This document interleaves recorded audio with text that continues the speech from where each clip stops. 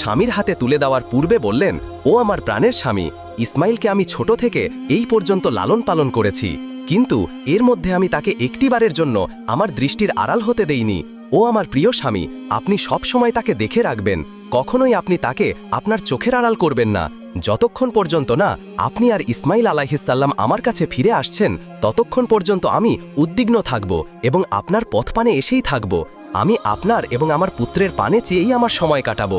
হজরত ইব্রাহিম আলাইহিসসালাম বিবি হাজেরার এই কথা শুনে কোনো কিছুই উত্তর করল না।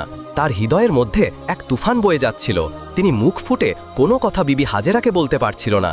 তার অশ্রু যেন দুচোখ বেয়ে বেরিয়ে আসতে চাচ্ছিল, কিন্তু তিনি তার অশ্রুগুলোকে আল্লাহ পাক রব্বুল আলামিনের মহাব্বতের দরিয়ায় চাপা দিয়ে রেখেছিলেন।